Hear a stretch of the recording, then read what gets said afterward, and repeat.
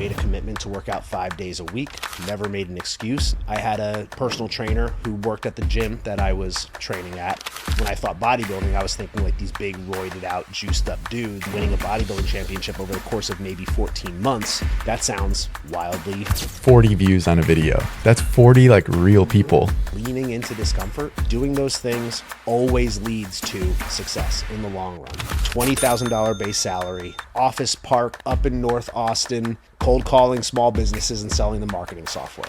Sticking with a plan, leaning into the discomfort, being consistent, pushing myself, executing effectively regardless of how I feel.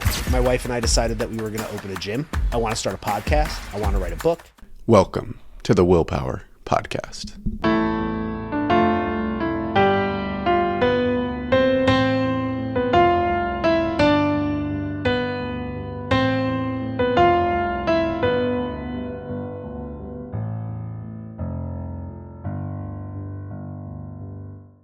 All right, let's talk about Fast Fest. Okay, let's do it.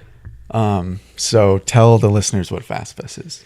So Fast Fest is an 84-hour water-only fast. It started a couple years ago. My wife and I, on a whim, decided to do our first fast, and we decided to do 3.5 days. Why we chose 3.5 days, there's a few reasons for it. Number one is because from what we learned, you get the most benefits of fasting after the 3-day mark. So we figured we'd surpass the 3-day mark. Also, 3.5 days is exactly half a week. So it felt like a true marathon would be a full week. So it kind of felt like a half marathon if we're going to look at the fast as in those terms. And then lastly, and the real reason is because we could have done 3 days, but since you stop eating at night anyway, it was like an easy way to add an extra 12 hours to the fast. Yeah. So it's like you stop eating on Wednesday night in this case. You have Thursday, Friday, Saturday, you don't eat, and then you get to wake up on Sunday and break fast like pretty much right away. So that's why we chose 84 hours. And it was just the two of us. We had posted it on social media and had a handful of people reach out and say, hey, next time you do this, you should let me know because I'd like to join too. So last year, we kind of like threw something together really quick. We were like, hey, we're going to do this. Join us if you'd like. We were raising some money for a local food bank as well. And just like threw a few quick events together really like haphazardly, basically like a couple weeks before we actually started it.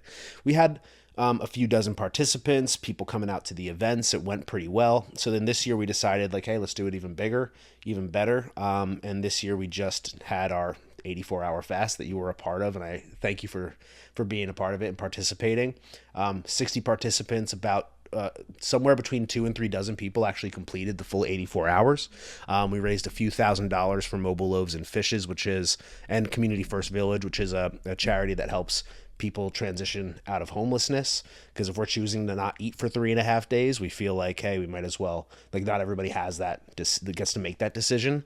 So we wanted to give back as part of it. And it just gives people an opportunity to do something that's going to push themselves outside of their comfort zones, challenge themselves, do something that's good for them physically, mentally, emotionally, spiritually, and kind of have some support and community around them throughout the course of the 3.5 days. Because doing that on your own can be miserable. Doing it with people is still like not super fun necessarily, but we make it as fun as possible. So we did like a yoga and contrast therapy one day, a game night with some chair massages the second day, a sound bath and a nature walk the third day, and then on the fourth day we all did a breath work session at my house, and we did a break fast party where everybody got to come bring something like a potluck, and the vibes were super high. I would say everybody was really happy that day breaking the fast. We had like probably about 20 to 25 people at the house, and it was like a really awesome day all around. And again, thanks again for joining and being a part of it. Yeah, it was awesome. That's funny. It was like everyone was so happy that last day. Yeah. Like if euphoric is like the term that I would use. Everybody was like elated, which is really like what it's all about, is like you get to, again, do it with people and like celebrate that win. And the cool thing is that the finish line of the challenge itself is of course eating, and that's also the celebration at the same time. So it's like, it's the culmination is its own celebration, which is cool.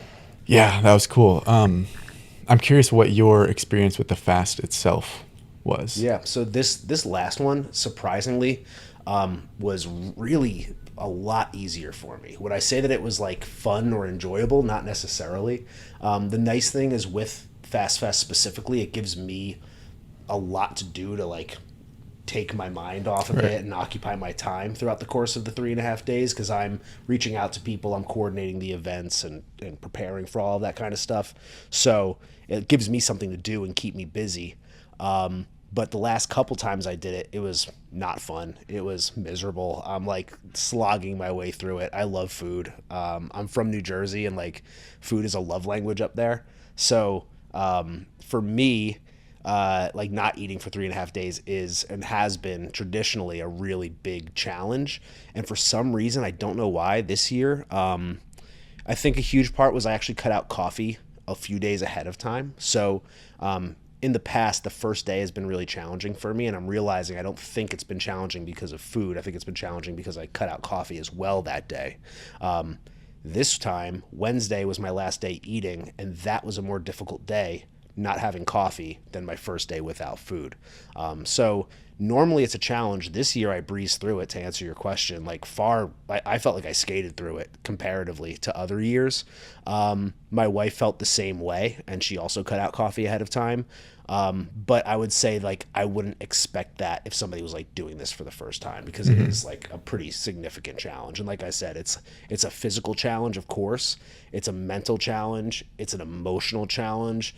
And like, of course, religions for millennia have also implemented fasting in many cases. A lot of like the most common religions have some sort of fasting component, and you can see why. It's because it kind of churns up a lot of feelings and thoughts, and you don't realize like how much we kind of like anchor our day to the meals that we eat, and we're constantly spending so much time looking forward to our next meal, and it kind of just like gives us that sense of routine. And I think that's almost harder than not eating, is like breaking free of like that pattern that so many of us are so used to day in and day out.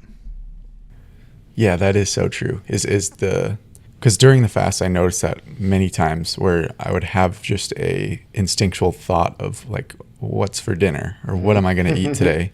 Yeah. And then I had to remind myself like, oh, I'm not eating for a day and a half. Yeah. I got a long way to go.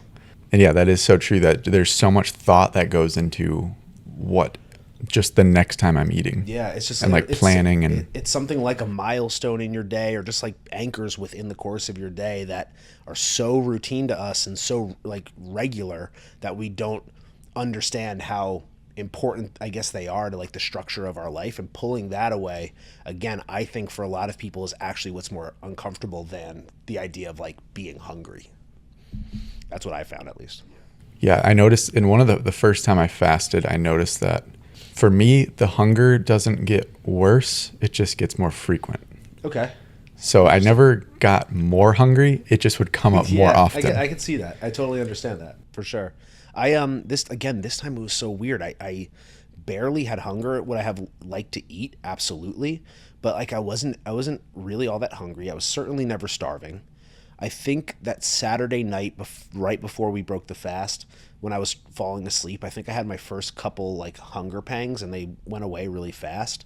My energy was good throughout, but I think that's because I did a really good job this year of pacing myself effectively and not like trying to cram too much in over the course of those days.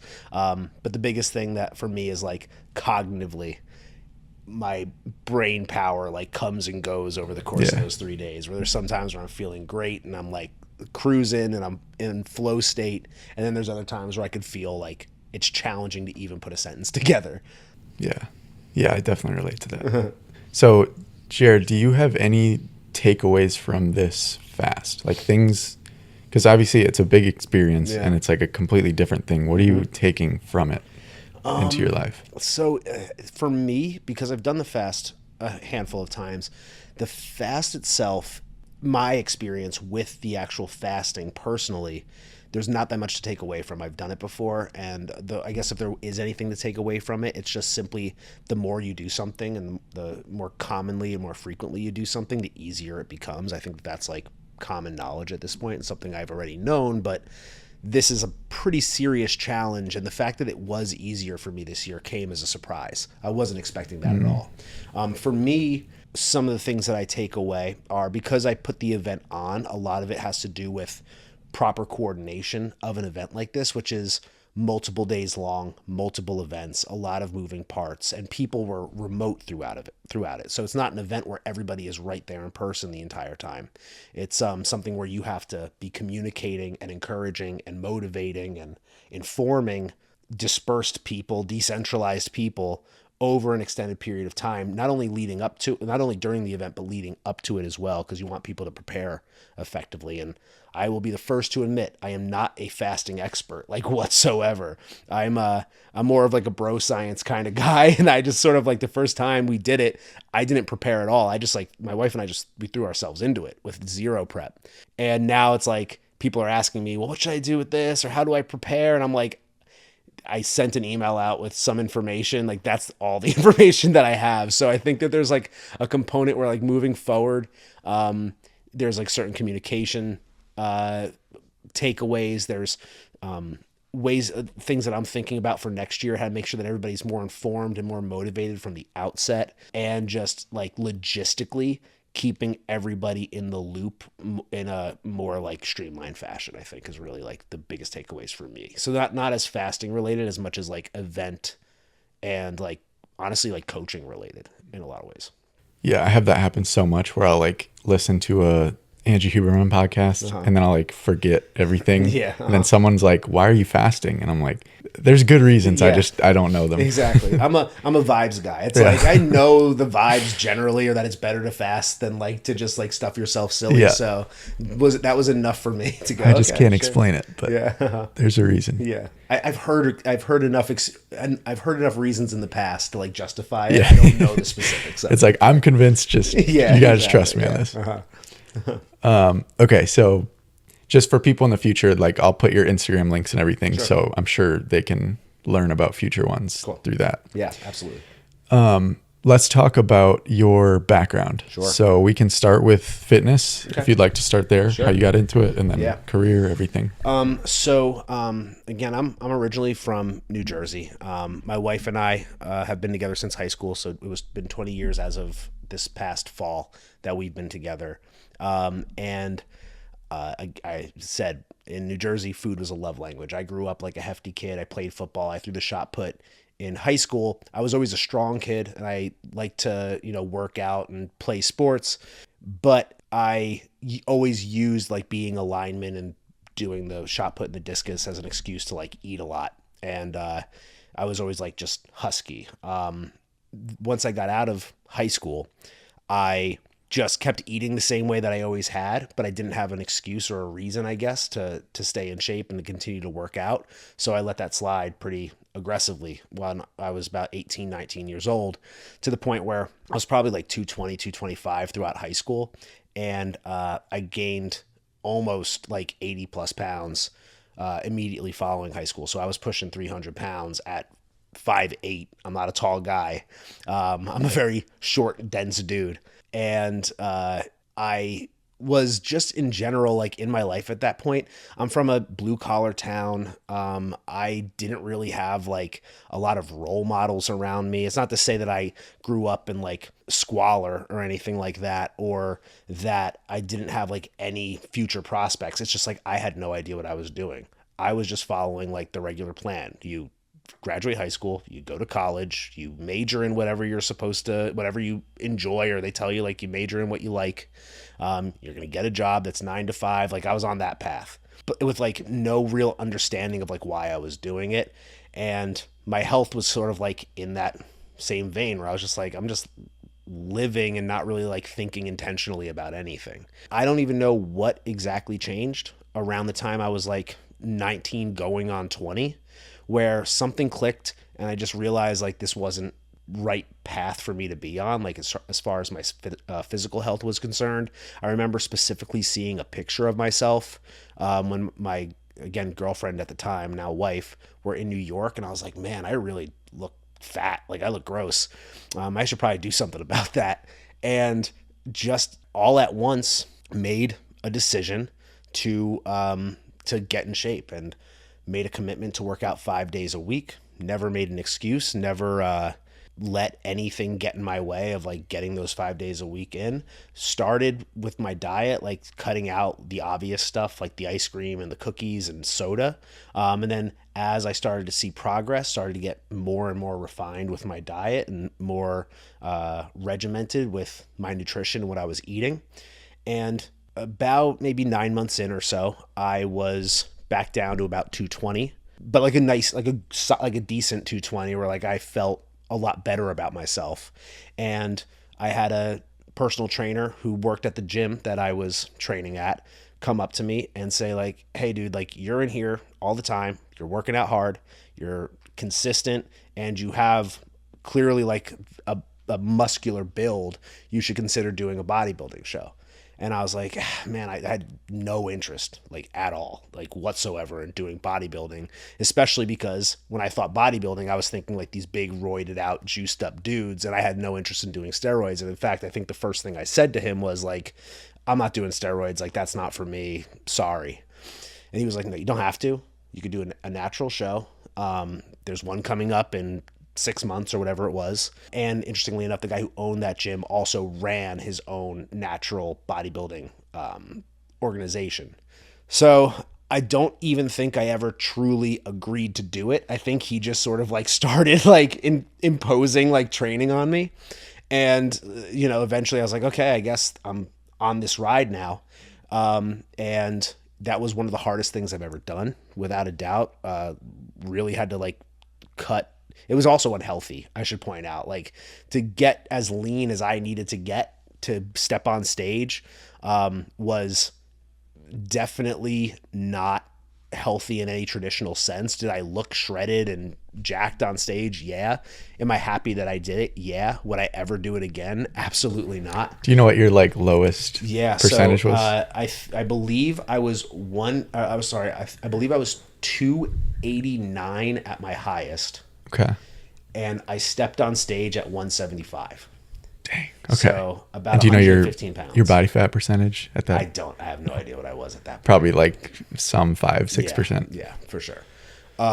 So it was down there because I was shredded, and I won. I won the a couple. I think I came in first as the junior natural bodybuilding champion of New Jersey. I know that. And then there was a couple other like classes that I was in. I came in like second in one other one. And I was like, holy shit, like, look what I just did. I had it sounds crazy. Like what I just said, going from 289 to 175 and then winning a bodybuilding championship over the course of maybe 14 months.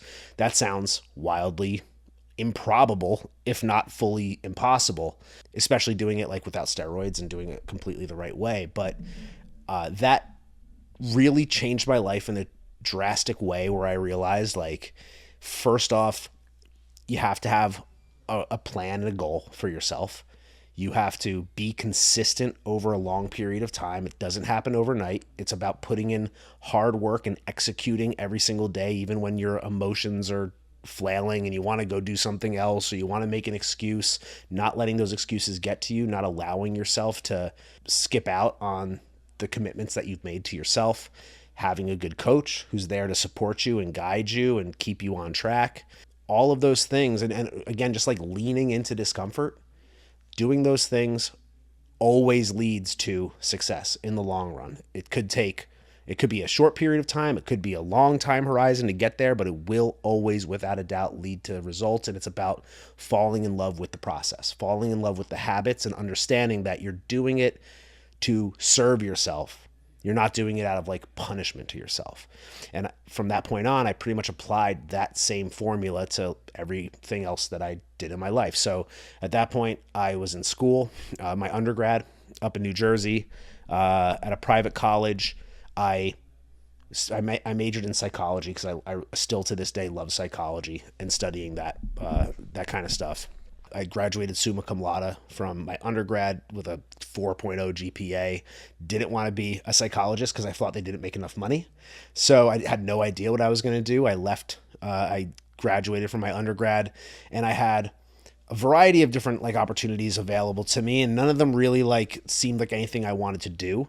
I realized, hey, what do successful people do? Well, successful people that I know, they all went to law school. So I figured, okay, I guess that's what I'll do. If I want to be successful, I'll go to law school. Again, just like following like the paint by numbers cookie cutter path, not really thinking about what I want, but just like following the herd, I guess you could say. So I went to law school at Penn State. I graduated from there at the top of my class, again, realizing I didn't want to be a lawyer. It's like I keep doing things and then realizing I don't actually want to like be that person, and then like doing it well, and then realizing, okay, it's time to move on to something else. Following that same pattern, graduated from law school. My wife and I moved down to Austin because I had a friend that lived down here. We had visited a few times, and there was like a really good job market, and it just seemed like a fun, cool, up-and-coming city. Interestingly enough, this is in 2013. I had already thought at that point that I missed the boat on Austin. I thought that like the growth in Austin was done. I had no idea what was in store for the city. But I, again, came down not really knowing what I was going to do, and having graduated from law school, my first job was making about 100 to 150 cold calls a day, $20,000 base salary, office park, like up in North Austin, cold calling small businesses and selling the marketing software. I've never done sales. I did not know anything about sales. I actually never wanted to be involved in sales. My dad was a salesperson, and I was like, that's not for me. But for some reason, I don't know why. Again, probably because I would never do something just like law school. Like even when I realized I didn't want to be a lawyer, that never meant, well, I should ease off the gas on it. I still wanted to do well throughout law school. Even though halfway through was sort of like when I realized like I don't think I'm going to go down this path, I still maintained my high GPA. When it came to committing to this sales job, it was never like, well, we'll see how this goes. It's like, if I'm committing to this, I want to be really good at it. I want to make money and I want to be successful at it. So it was having a goal first and foremost, listening to my sales managers who knew what they were talking about. And I am grateful to them for this day, for like everything that they taught me. Sticking with a plan, leaning into the discomfort, being consistent, pushing myself, executing effectively, regardless of how I feel. And within about 2 months, I was the top rep at that company. It was a growing company. And I quickly, as that company was growing, moved into sales management. I built out the sales training program for that company, ran their sales training team, then ran the most successful team in that company, and like continued to like just grow there as the company was growing. I rewrote like the entire company's sales script and demo, again, with like no sales background whatsoever. And then eventually left that position after about 3 years, went to a larger company where I was doing, I was in an individual contributor position again. But this was like more enterprise level sales. So talking to like larger organizations and bigger, longer deal cycles, larger contract value. Once again, I was like, I feel like a number here. I like the startup thing a little bit more because I felt like I was having a real impact. Whereas at this other company, it was like, I could blow my quota out of the water or completely like goose egg and not do anything. Like the company's going to be just fine either way. It's not really going to make a huge difference to them. I liked having like a little bit more of a real impact. So the last company I was at for about 8 years was a real estate software company where they worked with title companies. I'm not going to get into what all that means, but because it's like such a complicated specific thing. But I started basically like the sales team was only a handful of people at the time, but I told them very clearly, like, I'm coming in here not to just be like your best salesperson. I want to help grow this thing. I want to run a team. I want to be back in management, back in leadership.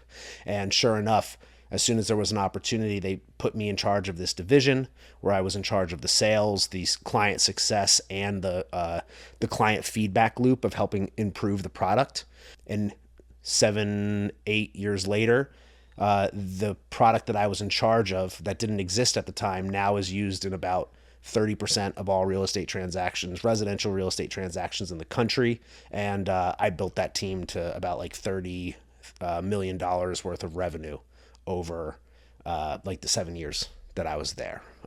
So that was like how I've spent most of my time here in Austin. But once again, I started to realize, well, sort of selling my soul to these like corporate interests. I feel like, while I'm not saying the products don't deliver any value, I do feel like the value is wildly overstated, and there's probably like a little bit of discrepancy in what people are paying for what they're getting. I just started to feel, I guess I'll say, icky about it, for lack of a better term.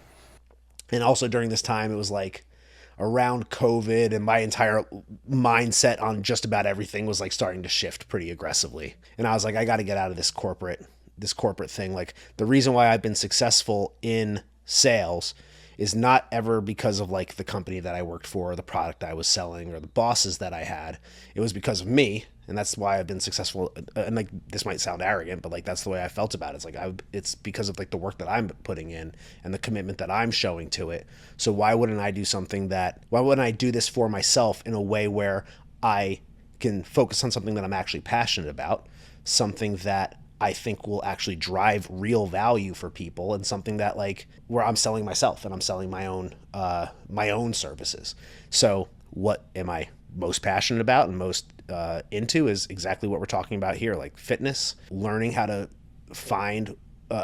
properly set a goal, and then learning how to plan and stay committed in accordance with that goal, and make sure that you are building the proper mindset and the proper habits to achieve whatever it is that you set out for yourself. So my wife and I decided to, am I talking too much? Should I just pause? Keep going. Okay. My wife and I decided that we were going to open a gym, and that idea had a few iterations along the way. And it took us about a year from like saying, okay, we're going to open a gym, to actually like really knowing what that might look like, and kind of like organizing our life in a way to understand, all right, well, that means that I would have to leave my job. I'd have to have X amount of money in the bank. We would have to do this, this, and this to make sure that we have the real estate for it, and like just figuring out just generally like how that would even like happen and what the business model would look like. And then we started looking for a location, which we actually signed a lease for. We live in East Austin, and the building was beautiful, perfect, just a couple blocks from our house. Within a week of signing that lease, put my notice in with my company at the time, and this was in June of 2023. Put my notice in with my company. They were gracious enough to let me stay through the end of the year. They gave me a 6-month off ramp, which was like very, again, gracious of them.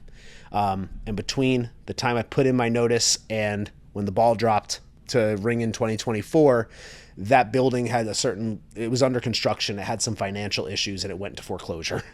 So I was left at the beginning of 2024 with no job, because I wasn't going to stick around. Like, I was done with it. I was like, I already made my commitment to leave, and I didn't have a building for a gym anymore. So I started 2024 like, okay, well, I've never really like not had something to do. I've never had like no commitments like this before.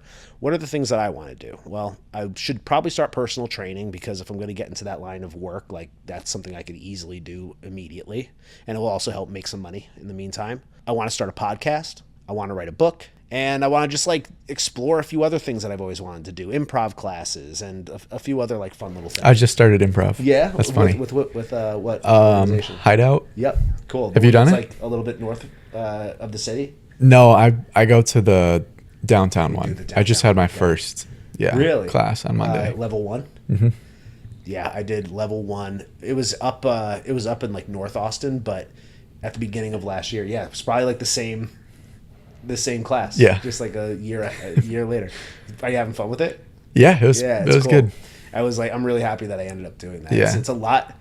You really grow like very fast in it. Mm-hmm. That first week is like, what the hell is going on? Yeah. And by your third week, you're like making fart noises and stuff, like without even thinking about it. It's just like, you're really going. I love it.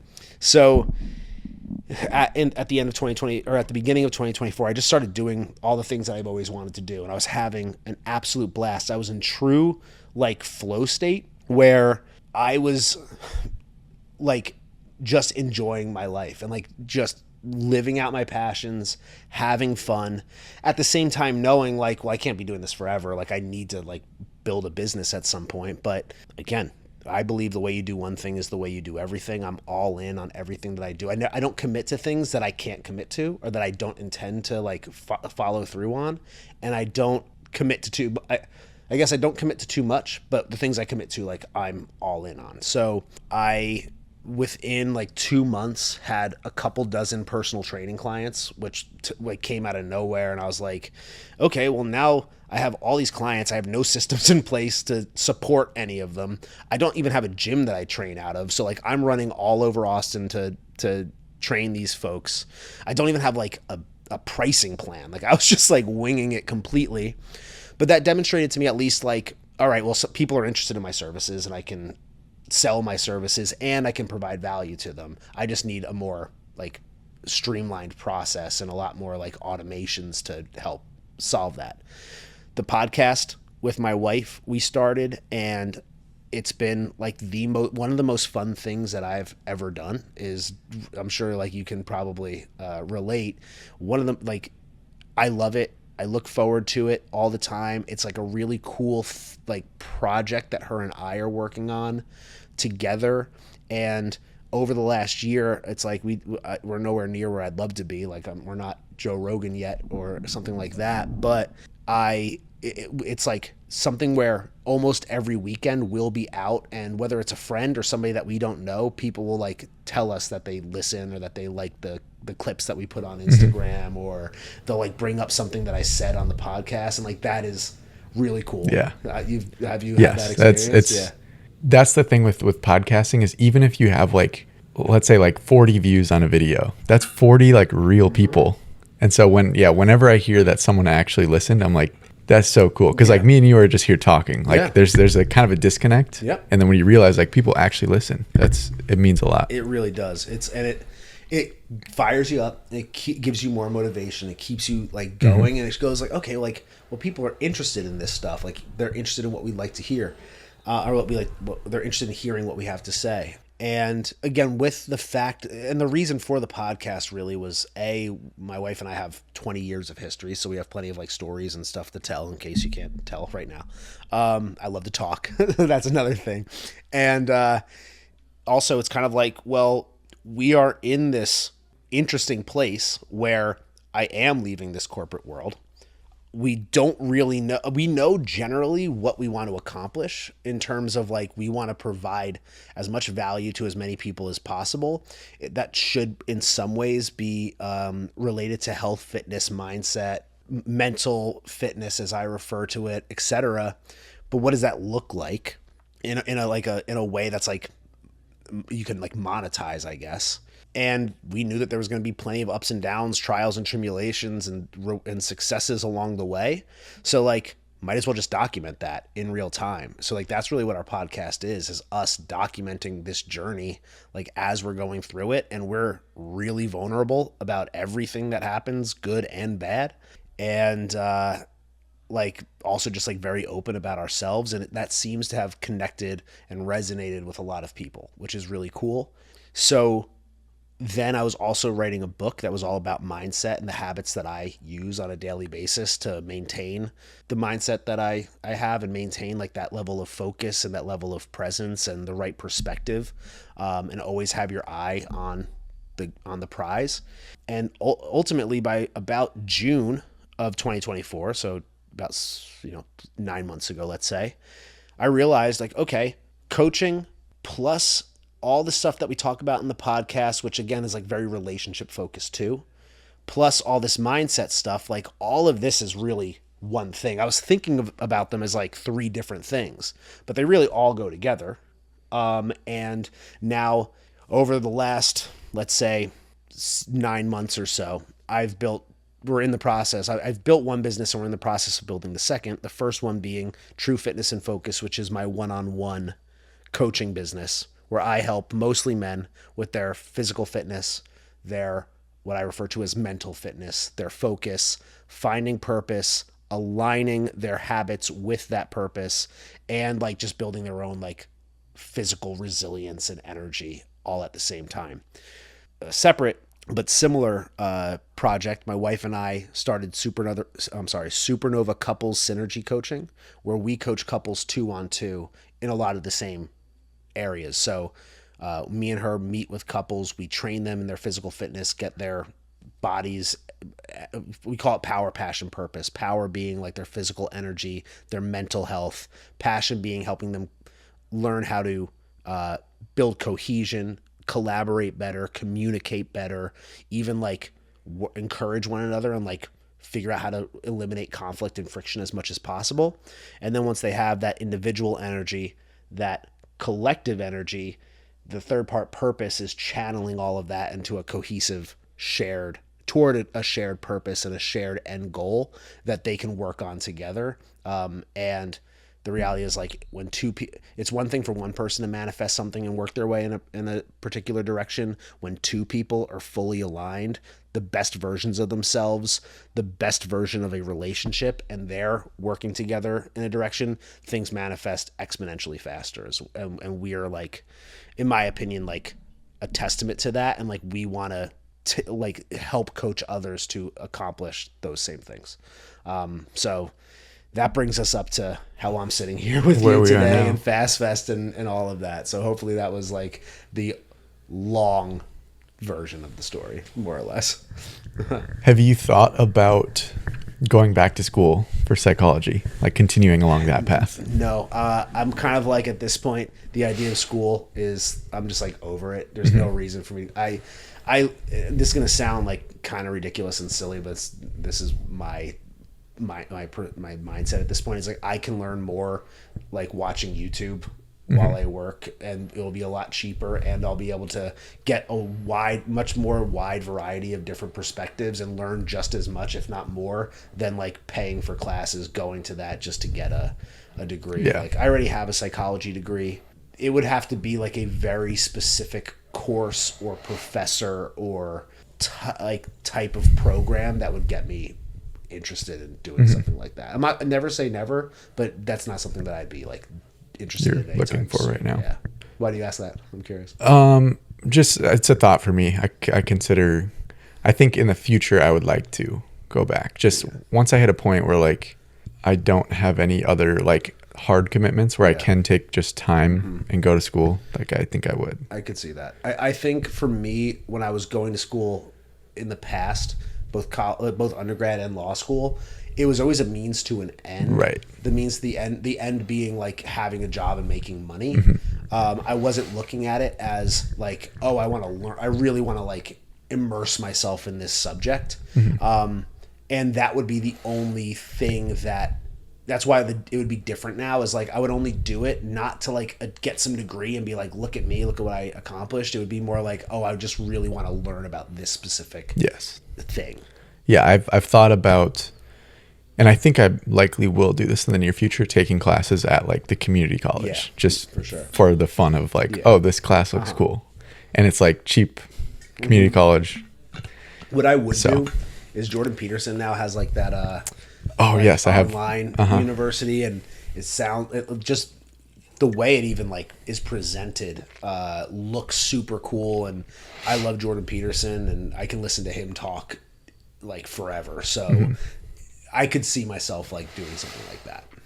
Yeah. Going and sitting down and like having like a regular class schedule, especially like a real full class schedule, like a full curriculum. Yeah. That to me right now is like, I can't even fathom how I would fit that into like my life. Right. I like the in-person aspect, but I would like it to be like one class. Yeah. Like I do it twice a week or whatever. That'd be nice. Yeah, that's one thing. Another thing, so I'm kind of in a similar place of like just trying out stuff like improv. Yeah. I'm actually in a flag football league. Cool. Which is why I have a football out. Another fun one. I'm curious what you think about this. I was at the library, so I rent out rooms in my house, and so I was like putting flyers out. That's cool. And there was a substitute teacher QR code. Okay. And I'm leaving my job soon, as we talked about. Yeah. And I was like, this might be kind of fun. I can see that. To just try go substitute teach a couple times, and you get like $100 a day. It's not like good pay, but there does seem something to be like, about the experience. I understand like the appeal of that for sure. It's like, there's also like something about being around like young kids that like you probably just like get a new energy that I wouldn't have felt in quite some time. And like seeing like a younger generation kind of come up might be depressing in some ways, but it also might be kind of fun and like re-energizing in some way, minus like getting spitballs. Lodged. Hopefully they would be good kids. Can't tell. You never know. I guess it depends, because it depends on what school you're going to or what class you get thrown into. Yep. Yeah, my mom is a guidance counselor at a middle school, and she said that the kids are way worse like after pre-pandemic than they were before. Yeah. She said they have like, in general, they have no sense of like what's okay and what's not okay. Sure. So they will just how can you say, expect them to? Yeah. Right. I mean, like I said, for me, the pandemic was a major shifting point for me where like I was already trending in the direction of like, dude, I got to get out of this corporate world. But like I wasn't ready to actually make the commitment to do it. But once you are working from home 5 days a week and you realize you could do everything from like your kitchen table, and not only can you do everything from your kitchen table, but you don't actually need to be working 8 hours a day, and like you could be checking emails while you're out doing other things or running errands or taking even just like washing your dishes. Like the idea that I could be home, have Slack open right there and just be taking care of something as easy as washing my dishes or like watering my plants.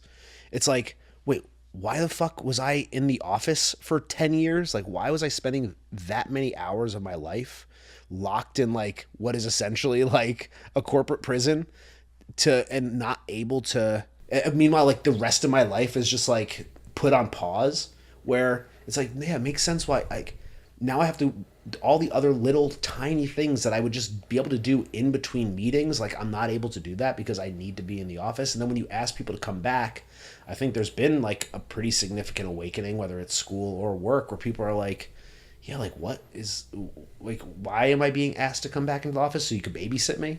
I think that's like a real, it was eye-opening for a lot of people. And I think it's like made a huge, clearly like a pretty significant culture shift professionally, and like clearly as far as school. I think there is something about in-office work. For sure.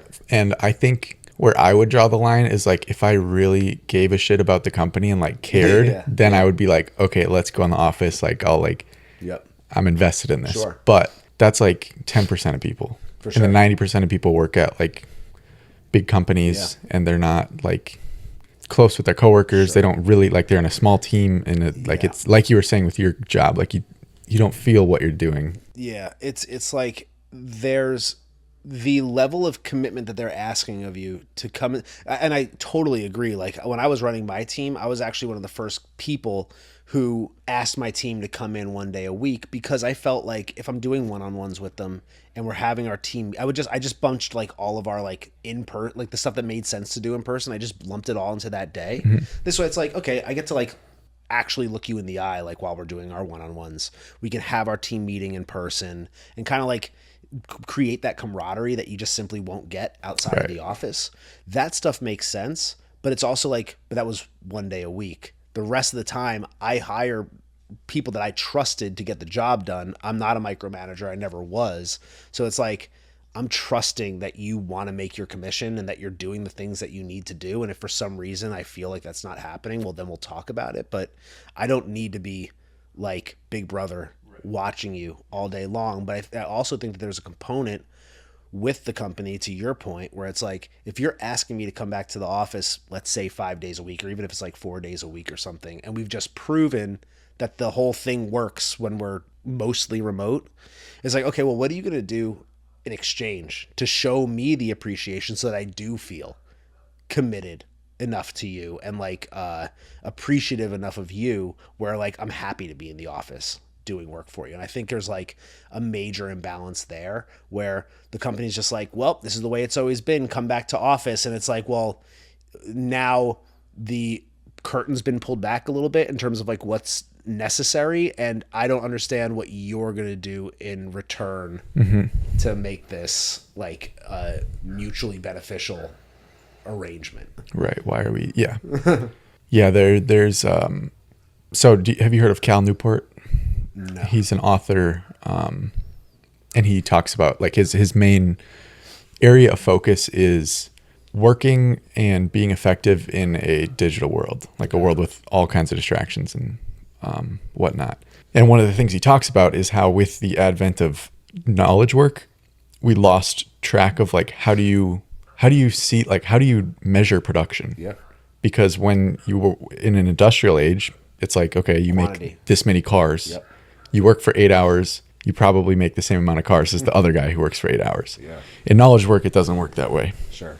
And so this idea of like going in the office is like, okay, the company knows you're there for 8 hours. It's easy to track that, but that in no way does that track your actual production for the company. Or just like value in general. Yeah. Because like productivity is one thing, value is another thing. Like there's so many people, I remember, and I'm not going to name names or even companies, but I remember there was a guy who was in charge of like a CS team at one company, and he would stay in the office till like 9-10 o'clock at night. This was when I first started at a particular company. I'm like, why does he stay here so late? And they're like, he's just working on reports. I'm like, he's working on that many reports. Is he using the reports, or is he just making reports? Like, just because you're in Salesforce, like putting various reports together, doesn't mean that those reports are necessary. Doesn't mean that they're helpful. Doesn't mean that you're getting any value out of them. Are you just staying busy? Does it just make you feel good to like be here, like saying you're doing something? Yeah. Or maybe it's like for optics sake, so that his boss sees him staying late. But it's like, again, productivity and creating real value for yourself or for the company or for like your coworkers around you are two very, very different things. Because it's harder to measure like, okay, what's the actual value of this report? Yeah. It's easier to just be like, I'm just going to fucking churn out reports. Look at all the reports I made. Like there's productivity, right? Like there's the quantity, there's the output, there's all these reports. Okay, like, well, what does that do? Yeah. So on success, you've mentioned a couple like different just successes throughout your life in different areas. When we spoke before this, you mentioned you have almost like a mental blueprint for success. It was like you mentioned how you've done it so many times that if I apply this. Yeah. Can you walk me through that? Sure. I guess there's a couple different ways that I could frame it. So if I was going to say like the 5 things that are important to have, like, or the 5 like mindset things that are important when it comes to like what makes you successful, I think first and foremost is like a plan. So if you have a goal, if you don't have a plan, well then like you're just going to sort of like take on, first off, okay, let me start from the beginning. You have to have priorities first. So you shouldn't just have like one goal in life, right? Like you need to look at all the different areas of your life, your health and fitness, your personal relationships, romantic or social, your career, your finances, which a lot of people think are the same thing, but they're very different. Your career is one thing. Your career is what you do to make money. Your finances is like how you're using that money to like make more wealth, right? There's the way that you celebrate wins, like how are you having fun and enjoying yourself, hobbies and other like vacations, stuff like that. There's all these different areas of your life. If you like look up the wheel of life, I think is like one thing that you could like look up, and you'll find all the different areas of your life that matter. You need to figure out what are your goals in each of those areas, and then you need to prioritize them as in terms of like what is the top tier thing that's the most important to you, all the way down to like what's least important to you. And now once you have that solidified, you have like your target basically in terms of what you want to get to. So that's kind of the first part. But once you have that, first off, you need a plan. And you need a plan to get to each of those things. Not having a plan means that you're just going to wing it. And if you don't have a plan, then you can't expect to be consistent and you can't expect to be sustainable. If you're going based on pure emotion or pure motivation is an emotion. Emotions are fleeting, and that's going to come and go, and you're going to feel great some days and you're going to get things done, and then other days you're going to feel like shit. And on those days that you feel like shit, not only are you not going to do work, you're going to convince yourself that the priorities that you set for yourself aren't as important as take them to be. So having a plan, even if it's a bad one, is still better than having no plan at all, because this is like your blueprint or your roadmap for how to get to that target that you set for yourself. Once you have the plan, it's a matter of executing on it. And executing is about doing things right in the moment and not worrying about the final result. Again, falling in love with the process, doing the best you can today. If we're talking about like being in the gym, it's like, okay, I want to put on muscle and lose weight. Great. If you just showed up to the gym every day without a plan and you didn't really know what you were going to do, you're just going to do whatever you feel like that day. No, you have to have the plan that tells you what to do regardless of how you're feeling. Once you're in the gym, some days you're going to feel great. Some days you're going to be a little bit weaker. Some days you're going to have tons of energy. Some days you're going to be a little bit more tired. You need to play at your ceiling, at what you're capable of that day. That's going to be up and down. Progress isn't linear, but as long as you're playing at your full potential that day and executing in the moment, then you're gonna be successful in the long run. It's not a matter of, if you're thinking about the outcome and only the outcome, you get overwhelmed, might get discouraged. You are going to skip steps rather than just focusing on being present right now and just executing to the best of your ability on what you're supposed to do at the moment. The third thing is being consistent with it, staying with it for the long term, understanding that nothing happens overnight, that everything you are, I think this has been attributed to Plato, but it's actually not Plato. You are what you repeatedly do. You're not just what you do once. If you go to the gym once, you're not a gym goer. You're, a gym rat if you're in the gym regularly and consistently over a long period of time. So that's the third piece, is consistency.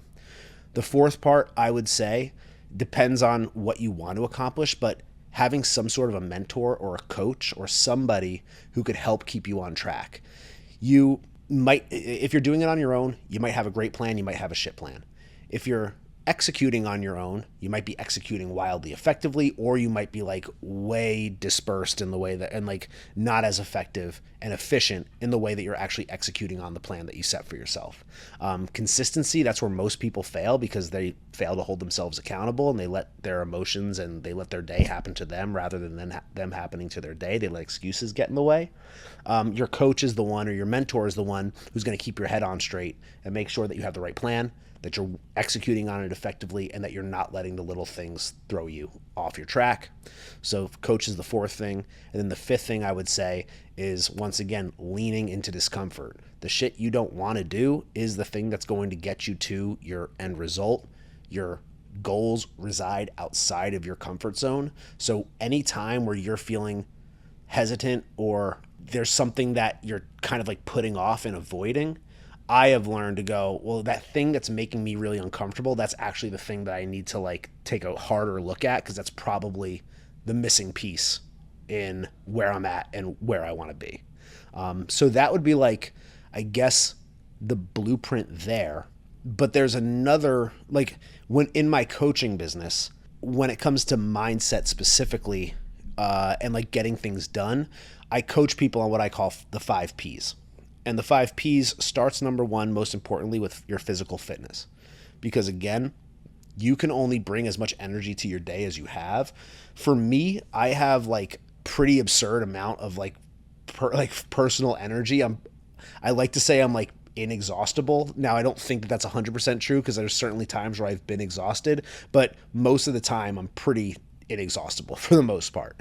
In fact, one of my affirmations that I tell myself every day is, I am inexhaustible energy, which means that like the bottleneck for me in getting everything that I want done is the 24 hours in a day and the 7 days in a week. It's just a matter of like fitting all the things that I want to do into 24 hours a day.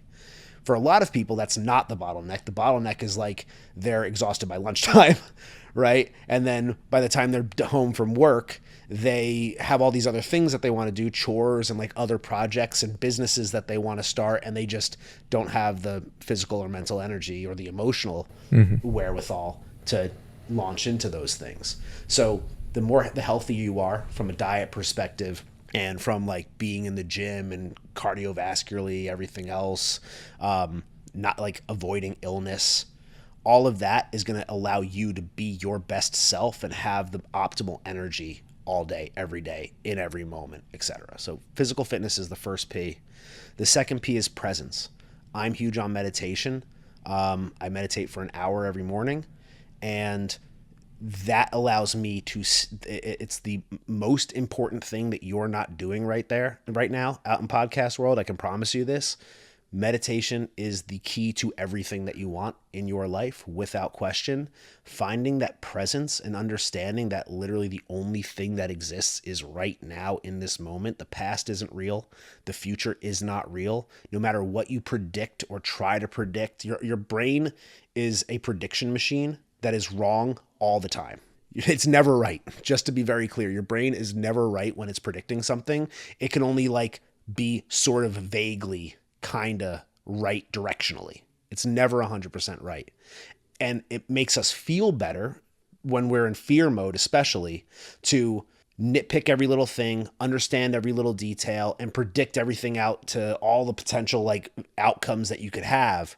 But like that is actually never really helpful, because once again, when we're thinking about the future, we get overwhelmed, we get discouraged, we skip steps, or we get way over our skis and we're not thinking about doing the right things right now. We're thinking about like this fantasy world in the future.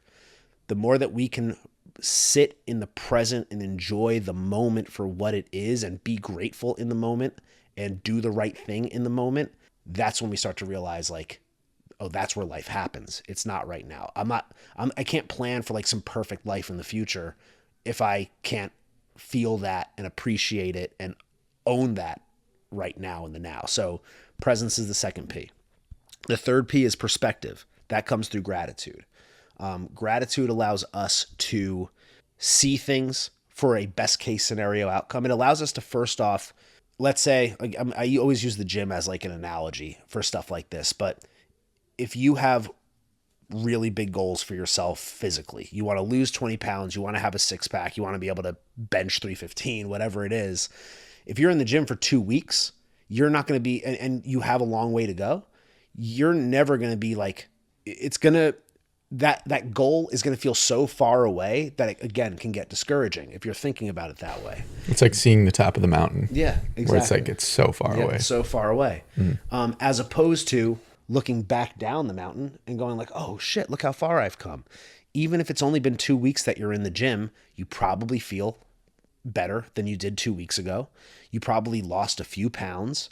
You've proven to yourself that all the excuses that you could have made to yourself and all the times that you weren't in the gym because you didn't have the energy, that was all like excuses and bullshit. Like you could have gotten in the gym, and now you've just proven to yourself for 2 weeks that you could be consistent. There's no reason why you can't for another 2 weeks and then another 2 weeks and then another 2 weeks, except your own lack of presence. So perspective through gratitude allows us to not only be grateful for where we are and how far we've come, but it allows us to see the work that we're putting in as something that we're doing for ourselves, something that we're doing out of self-love and not out of punishment. And I think too many people, when they have any kind of goal, and especially if we're talking about the gym, they see their diet and their workout as like punishing themselves for maybe the bad decisions that they've made in the past, or the what they ate yesterday, what they did yesterday, what they ate over the weekend, what they ate on their cheat day. So they go, okay, well, I ate that ice cream sundae, I better get in the gym now. And they just, even looking at it that way, you're looking at it from the complete wrong perspective. It has to be about doing it for yourself, not doing it in spite of yourself, I guess, for lack of a better term. So that's perspective. The fourth is purpose. Purpose is your big picture goal in life, and understanding more clearly like what you really want out of life. And that feels really overwhelming for a whole lot of people, for most people. But it's because most people spend so much time on the hamster wheel and in their daily like routine.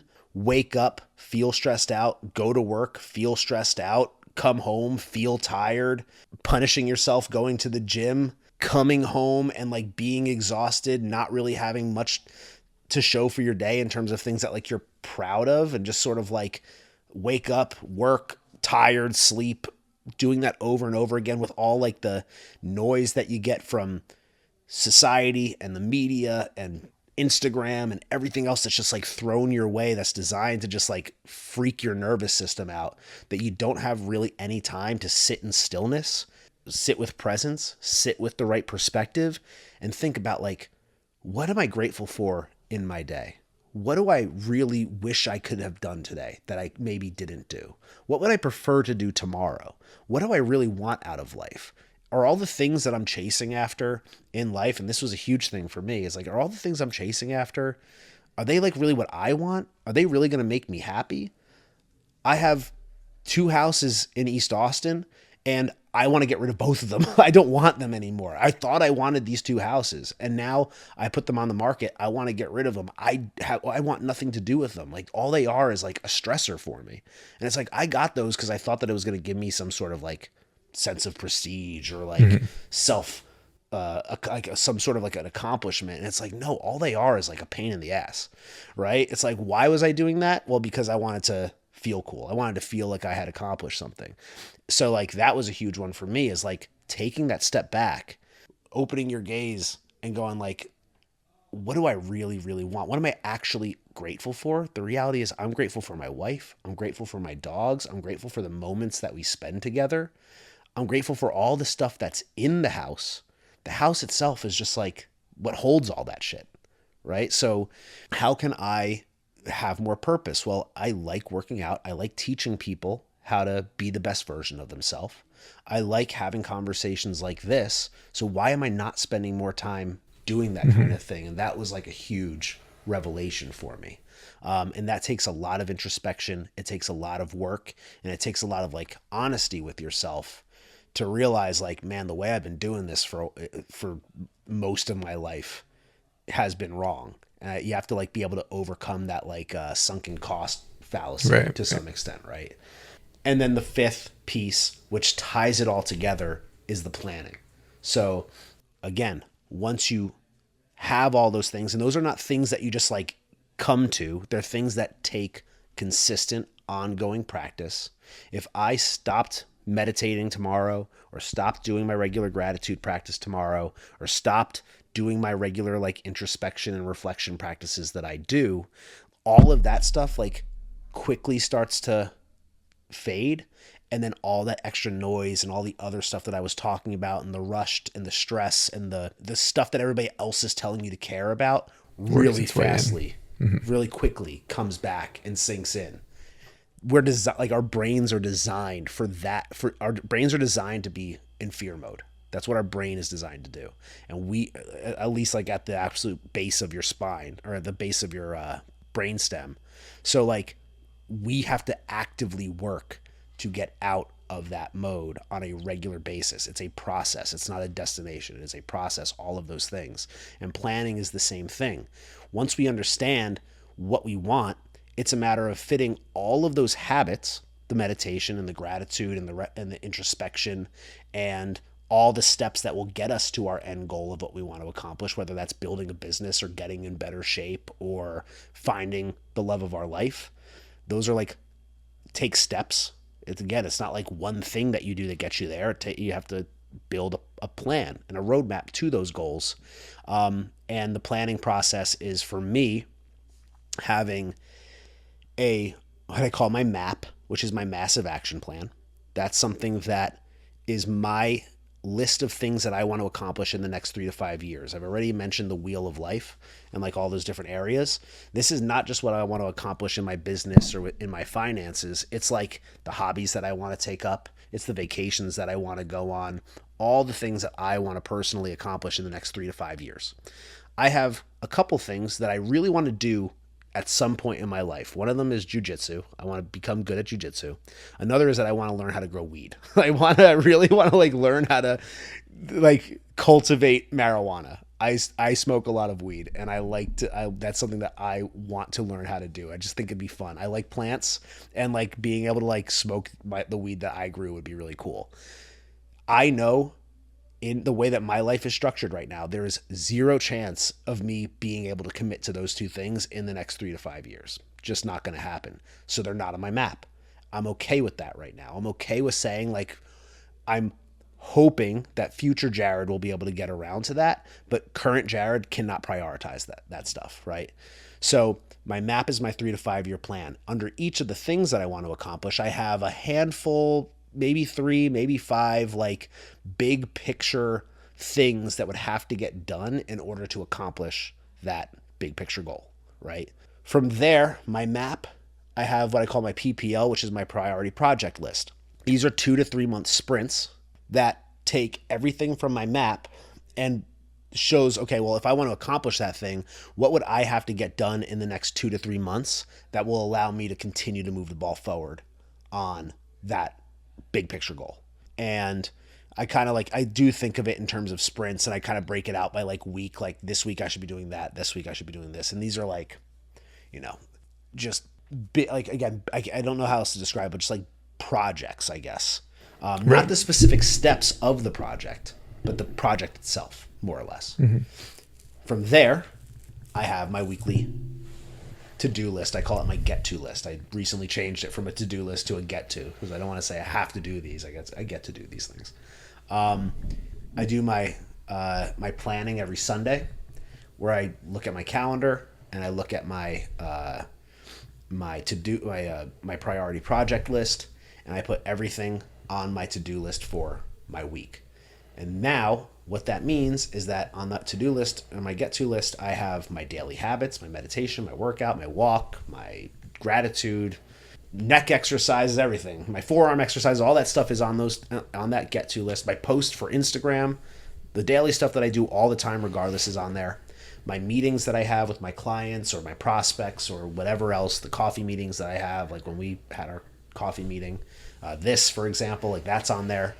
And then I also take all the stuff from my priority project list and I put that onto the list for the week. And what that actually means is that every single day, every single week, I am making progress toward my big picture life goals, literally every fucking day.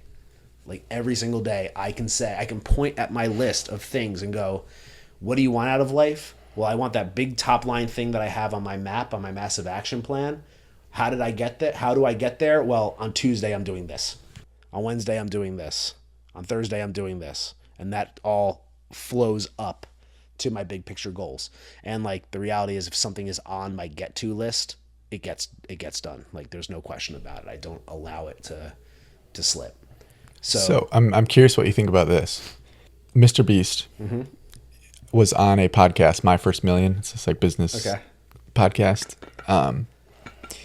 And obviously he's a very measured, very disciplined, like very much structured person in how he does things. But they asked him, he was talking about like, oh, last time I was on here, I was fat. I was like 220 pounds. Now I'm 180 pounds. And they're like, what did you do? And he was like, oh, I just hung out with more jacked people. Okay. Yeah. That was it. So I'm curious what you think about that kind of, because obviously there are places in his life where he's very organized. Sure. As like in similar ways to you're talking about. But then in this way, he was like, it's almost like when you have something that's obviously Mr. Beast is not like trying to be a fitness specimen. Sure. That's not the goal of his life. So he just said, okay, I'm just going to hang out with healthy people. And that is genuinely like a very easy way to like, it's not easy to get fit that way, but it's more likely to happen. You are the average of the 5 people you hang out with, right? So it makes sense. So I guess what's the question? I'm sorry. I'm curious if you have anything like that or what you think about that way of doing things. I mean, I am a huge proponent in like spending more time around the people who have clearly accomplished the things that you want to accomplish, or I don't like to think of things in terms of like accomplishments or like what you have. I like to think of it like who you are, like who are you being in the moment. And I believe that like any goal that you set for yourself should never be a thing that you want to obtain. It should be the person that who would you have to become to actually have that thing. That's the way I kind of look at it. So if I look at somebody, I have one friend who's sweetest guys in the world. He runs an after hours club in Austin. He is a DJ. He's covered in tattoos, covered in like piercings, wild dude, but like he inspires me. There's so much that like I look at him and I go like, he's 5 years old. He just turned 25, but I look up to him in some ways. I look up to him in the way that like he can be himself at all times, in the way that he's so like creative and he could just like flow and just like go have, like be social with just about anybody. He walks into a room and like everybody is like loves him. He just like immediately like resonates like this cool, chill, dope energy. He's like one guy who I love to spend time with because like I can feed off of that. There's something there that like I really admire. I have another friend who's the complete ultimate exact opposite of him, who's like really intense, really regimented, like he's tracking his macros at all times. Everything is just like, well, why the fuck wouldn't you do that? Like everything's just like really like totally different, but I admire that about him too, right? So like, and he's a couple years younger than me, but I do look up to him in that way. He's building a business and he's doing it his own way. And it's like, there's things to pull from it. I feel like you want to have a well-rounded circle around you of people who are doing different things in different ways, as long as they're all progress oriented, as long as they're all good, ethical, genuine, authentic people, I think that like there's a ton to be said for surrounding yourself with people who have attributes and characteristics that you would like to feed off of, because we are a macroorganism. Human beings are a macroorganism, and we do feed from the energy and the habits and the actions of the people around us. And like, I think that if you're not doing that, then you're leaving a lot on the table.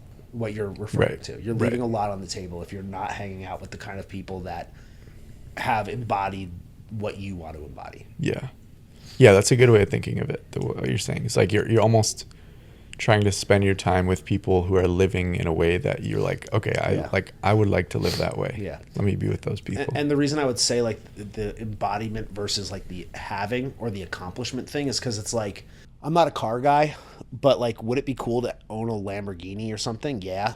But am I going to hang out with somebody just because they own a Lamborghini? Like, absolutely not. Like, I want to know who you are. Like, how did you get the Lamborghini? Like, are you a good dude who got the Lamborghini? Is that the only thing that you care about is your Lamborghini? Because if so, like, I don't know if I necessarily want to be hanging out with you. It's more about like your personality and like the person that you are. Right. Okay, let's play with a hypothetical scenario. Okay. So let's say that you, Jared, tomorrow wake up with like nothing. Let's say like you still have your wife. Sure. You've been together 20 years, but both you and your wife have nothing. You have no houses, no money. Like, how do you start over? No network either. Okay. I will say first and foremost the fact that I have her. If it was like literally starting from scratch and I didn't have her, I wouldn't know how to answer this question. It's already a tough question, but like that would change the dynamic even that much more. Okay. Without question, because she's the most important thing in my life. Without fail, without question, I can't stress that enough.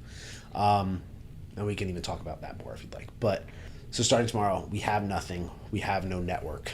Do I still have like my general mindset and like my knowledge and wisdom? Everything you've learned, okay. You are exactly the same person. I mean, I would just start. So I guess like it's kind of funny because even though when I left my job, I purposely left and I made sure that I had like savings in the bank. I don't think that moment of like leaving the job and not having any real plan or understanding of what I was going to do is not too far off from like the question that you're asking. I had money in the bank, but like I was acting as if like I had nothing to lose.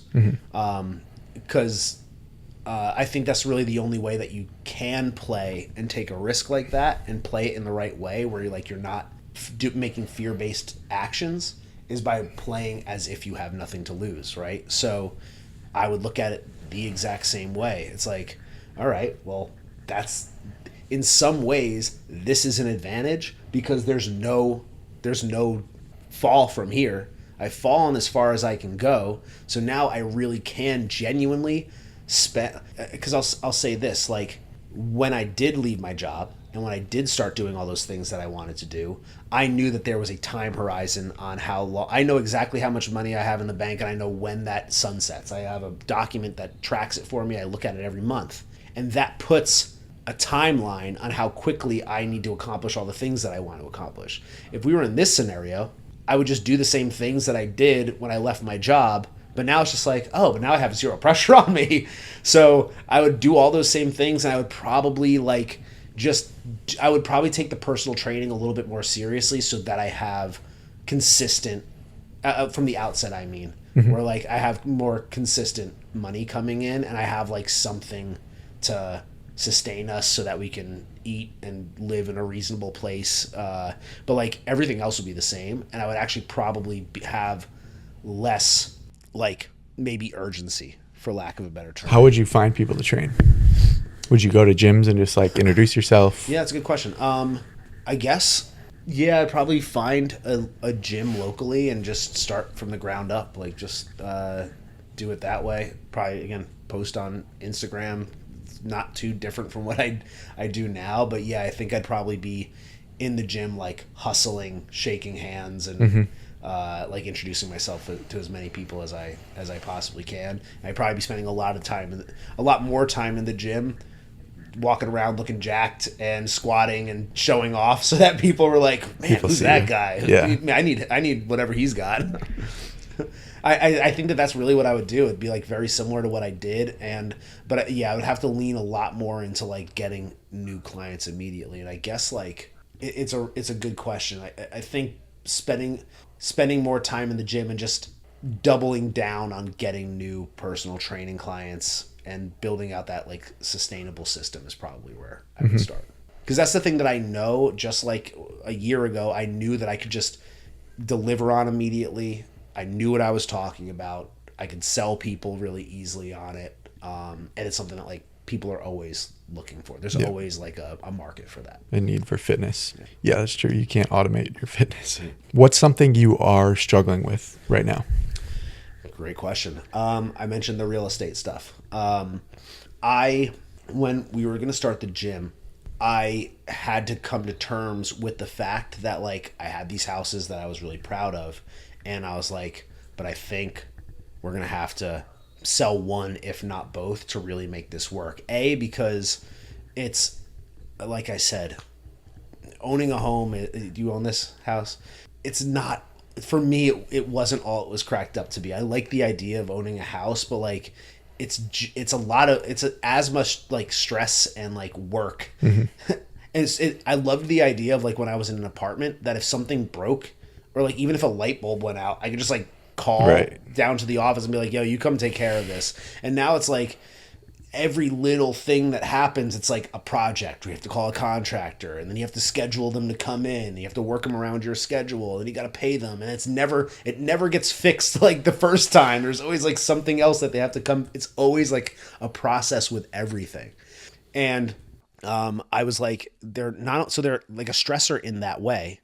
They're also, in my personal opinion, they're beautiful homes and they're not cheap. So that's money that's going out every month that is like an expenditure that doesn't need to be an expenditure.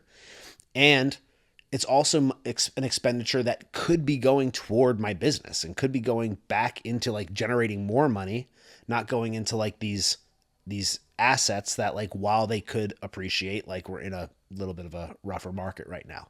And I'll just say the long and short of that story is that given the way the market is and where interest rates are, and specifically the fact that like, listen, I'm espousing a lot of like purported wisdom here right now on this podcast.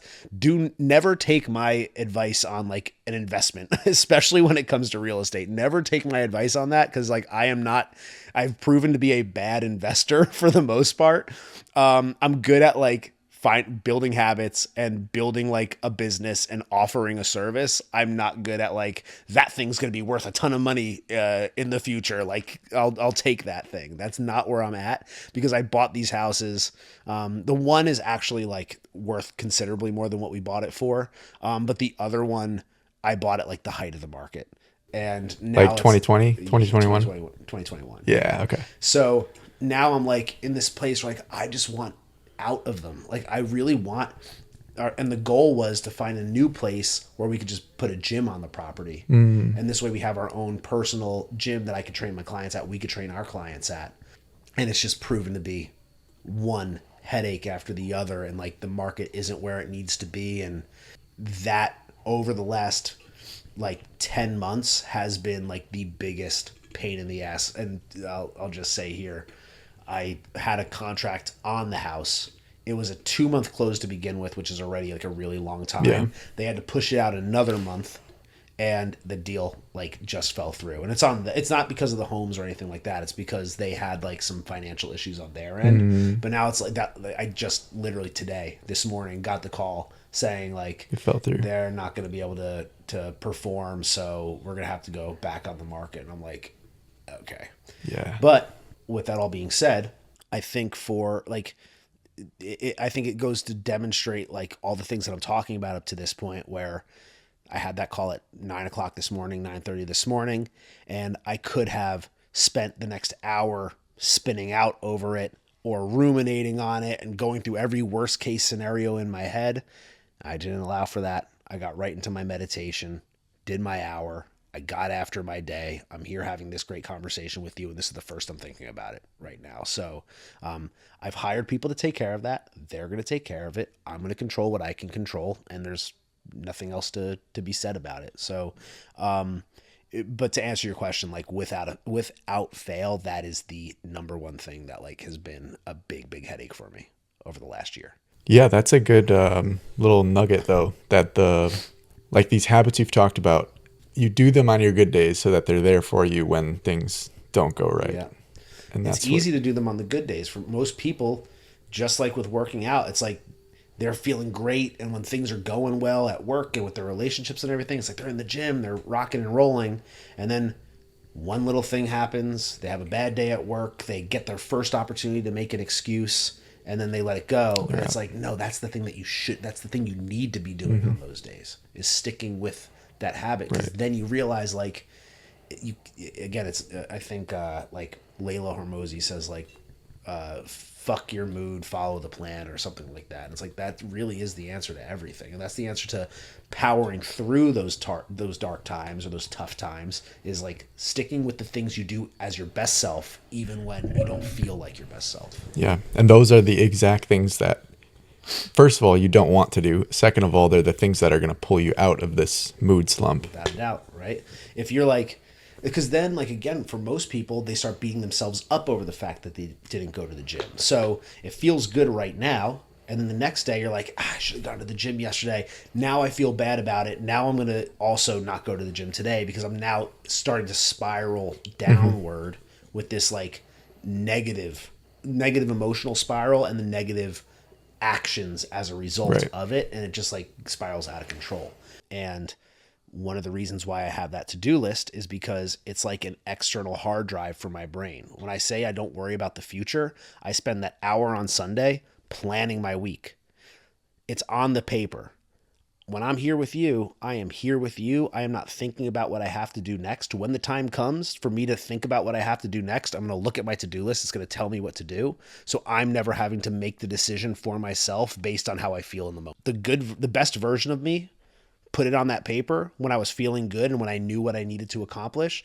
If you leave it up to your own devices when you are, like, maybe not having, like, and don't get me wrong, I had a great day today.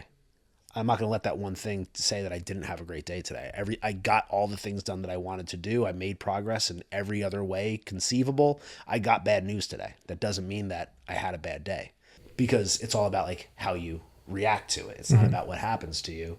So I would say, like, if I didn't build these habits over this extended period of time, and I didn't have this, like, routine, and I didn't have the mindset that I've cultivated over an extended period of time, and I didn't have the to-do list, and I got that news today, well, now it's like, okay, well, what do I do now? Do I start, like, who knows what I would have ended up doing, right? Like, I would have, and that's the thing, is, like, who knows, because it all wouldn't have been made the situation any better. It only would have made the situation worse. Right. You easily could have just ended up, I don't know, I'm trying to think what I would do. Probably just sit around and think about it and ruminate on it. Yeah. Or like watch YouTube videos to just numb myself to it. Or like looking into, like, well, what should we list it at? And, like, what's the market doing right now? What are interest rates going to do? And, like, you just start doing research, and then your brain starts going. It's like, again, your brain is a prediction machine. It wants to have some sort of certainty. You have to be cool with, like, chilling in the uncertainty. Yeah. I have a guy who's handling that for me so that I don't have to. Yeah. Offload it. That's called leverage. The to-do list is leverage. I'm offloading my list of things to do to the to-do list. I'm here doing what I have to do. When the time comes, there's my external hard drive. I go to that and I go, oh, that's what I'm supposed to do now. Okay, cool. I'm going to go do that. What does your dream life look like? That's, like, such an awesome question, because my dream life is not much different from what I'm doing now. I think, like, of course I would, and I think that's really, like, so funny, because I talked about what I did when I left my corporate job, what I just, like, decided to do. You asked me what I would do if I hit rock bottom, and you're asking me what my dream life looks like, and, like, all of those are kind of the same thing. Because it's like, I've just decided, like, I'm not putting off my dream life. I'm just going to embody it as best as I can today.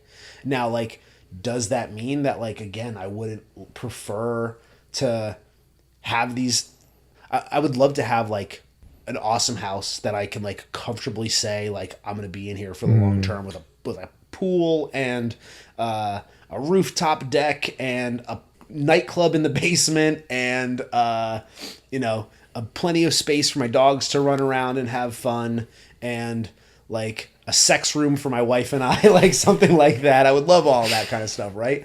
But again, that's all like the things that I have that I would want to have or obtain. That will come with time. Mm-hmm. You're asking me, like, how would I like to spend my time? I like spending time with my wife first and foremost, shooting our podcast, training and coaching my clients, not just in the gym, but like my one-on-ones with my clients, my not the personal training clients so much, but like my life coaching clients. I had like 2 outstanding conversations with my clients yesterday, and while I'm in those calls, I'm like, this is what I should be doing. This is what I want to be doing. I love it. I feel like I'm good at it. They're getting value out of it. After that, I walked to the gym that I train at over on the east side with my wife. She had to go work out and I had to go train a client. So we got to walk through our neighborhood after it was been raining and cold for the last week. It was like a beautiful evening. It was warm. It was clear out. So I got to walk there. We got to walk back. We go back to our house. I get to do a couple more quick little things to get my Instagram posts ready for the day. We get to watch our favorite show, which is Kill Tony. It's like the only thing that we like really sit down and watch regularly. Yeah. We sat down and watched Kill Tony. I had dinner. In my living room, my dogs were sitting there.